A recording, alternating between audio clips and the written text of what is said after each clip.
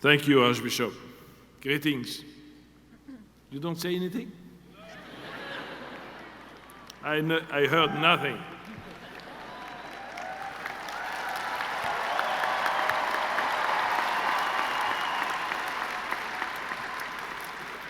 You were not greeting me, you were greeting the bishops there. Are you happy, bishops, to be greeted by so many young people? Yes. They are happy, tell you.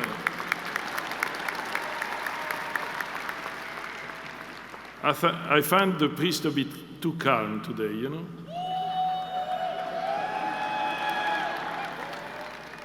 And who are they? They are also priests? Are you priests?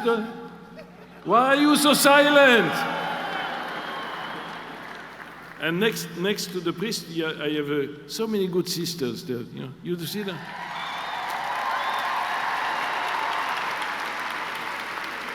I'm told that there are many seminarians, but I don't see them.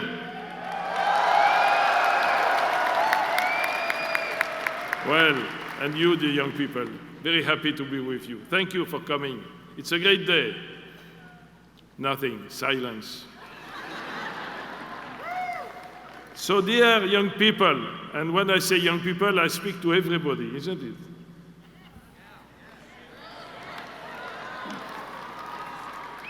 You know, as an old man, I'm very happy when people tell me, oh, you are still young.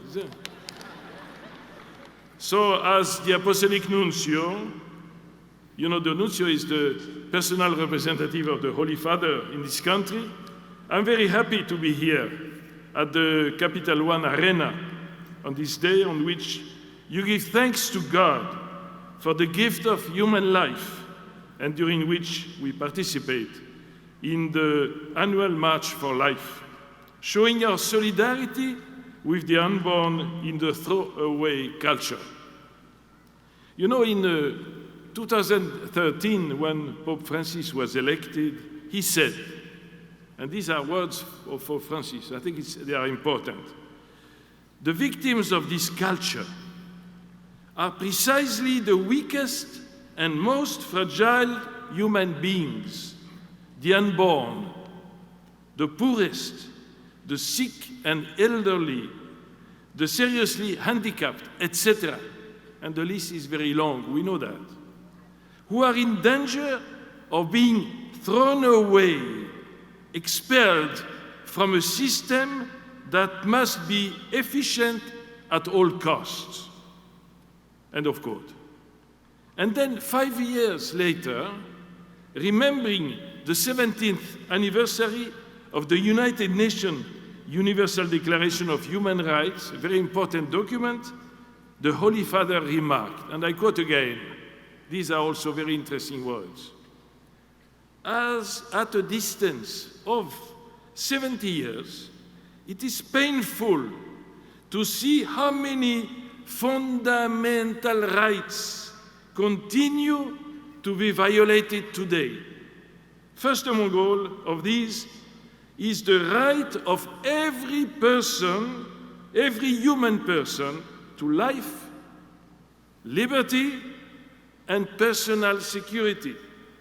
It is not only war or violence that infringes these rights. In our day, there are more subtle means, and this is why we are here today, to be careful about these subtle means. I think, says the Pope, primarily of innocent children discarded even before they are born, unwanted at times simply because they are ill or malformed, or as a result of the selfishness of adults. I think of the elderly who are often cast aside, especially when infirm and viewed as a burden. Last year, his language was even stronger. It seems that the Pope, you know, as he's getting younger, you know, is speaking of the problem of abortion in a stronger way. He has nothing to lose. You know, that's the point. When you have nothing to lose, you are becoming more human. I quote again.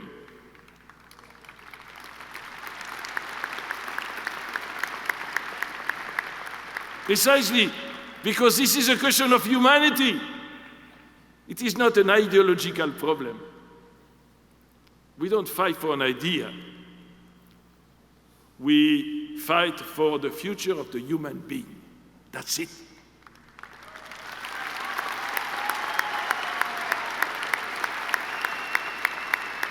And let me quote the Pope, because this is my job, isn't it? The problem is a human problem. Just 2 questions will help us to understand it clearly. 2 questions. First, it is licit, it's a question. Is it licit to eliminate a human life to solve a problem? Well, your answer, I know it. I hope so. Second, is it licit to hire a killer to resolve a problem? I leave the answer to you, says the Pope. This is the point. Don't blame religion for a human issue. It is not licit. Never eliminate a human life or hire a killer to solve a problem. Abortion is never the answer that women and families are looking for. End of quote. Well, these are words, isn't it?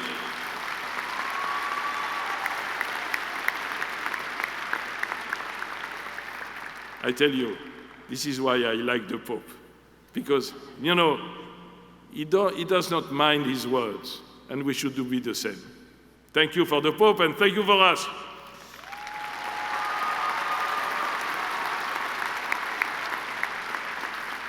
My friends, you are capable of offering women and families a real answer to their problems.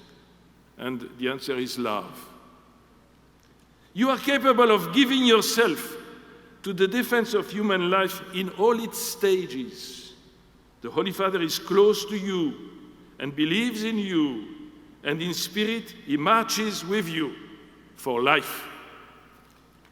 It is my privilege to read to you a message that the Secretary of State, on behalf of the Holy Father, prepared for all of you gathered here in the Archdiocese of Washington, as well as for those assembled this morning in the Diocese of Arlington. I quote, now this is the message I received for you.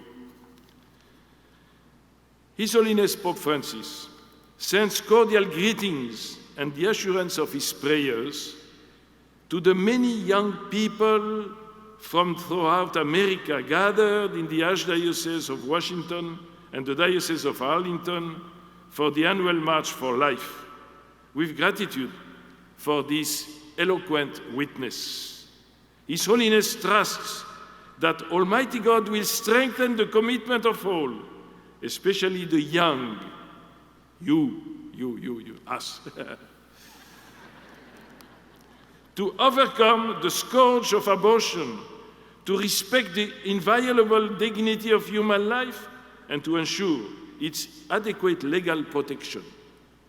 In this way, society itself can become more of a mother, so that in place of killing, it can learn to give birth. That's beautiful. To become a promise of life. To all taking part in the March for Life, and to all who support them by their prayers and sacrifices, His Holiness gladly imparts the apostolic blessing as a pledge of strength and peace in the Lord. And this is signed by Cardinal Pietro Parolin, Secretary of State. Have a good day. Thank you.